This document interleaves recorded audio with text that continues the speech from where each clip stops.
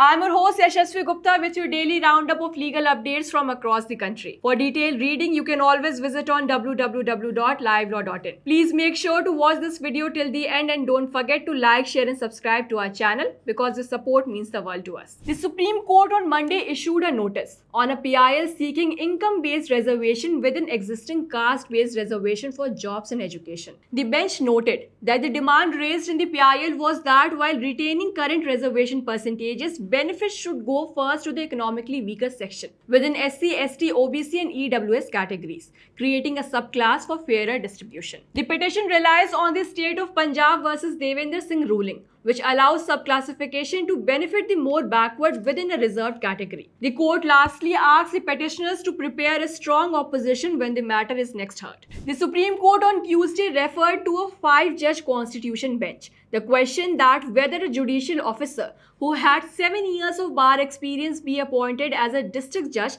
against a bar quota vacancy. The bench of CJI B.R. Gavai, Justice K. Vinod Chandran and Justice N.V. Anjaria will also examine whether eligibility under Article 233 Clause 2 must be assessed at the time of application, appointment or both. Noting that the state rules may differ and many appointments could be affected, the matter has been now referred for authoritative interpretation. The Madras High Court today has directed that the commencement of trial in the defamation suit filed by cricketer MS Dhoni in 2014 against Zee Media, Sudhir Chaudhary, IPS officer G. Sampath Kumar over alleged defamatory reports linking him to the 2013 IPL betting scandal. Dhoni in his suit seeks 100 crore in damages and a permanent injunction. Earlier, Dhoni had moved a contempt plea against Sampath Kumar, who was sentenced to 15 days imprisonment in 2023, which was later suspended for appeal in Supreme Court. To know more about this case in detail, please visit on our website. Lok Sabha Speaker Om Birla today has set up a 3-member committee under the Judges Inquiry Act to inquire the allegations against Justice Yashwant Verma in relation to the discovery of unaccounted cash at his official residence. The committee will be headed by Supreme Court Judge Arvind Kumar,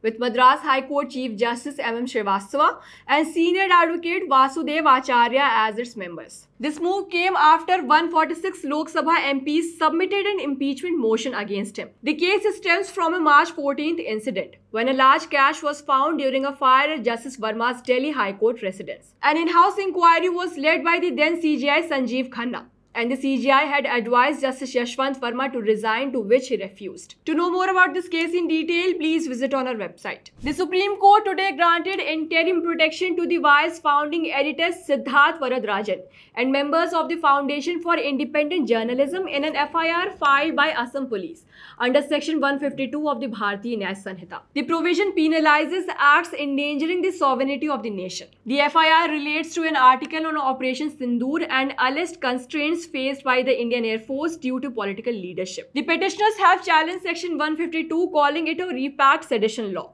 that is vague, overboard and creates a chilling effect on press freedom. The bench of Justices Suryakant and Joy Mallya Bagchi questioned whether the potential for misuse alone can make a law unconstitutional, while also seeking the union government's response on how endangering sovereignty is defined. The matter has been tagged with a similar challenge and will be heard next along with it. Rajasthan High Court today extended Asha Ram Bapu's temporary bail till August 29 on medical ground in a 2013 rape case. The bench has also directed the creation of a medical board at Ahmedabad Civil Hospital, comprising of at least 2 cardiologists and 1 neurologist of professor rank, to assess his condition and recommend if hospitalization or continuous medical care is needed. The matter will be next heard on 27th August 2025.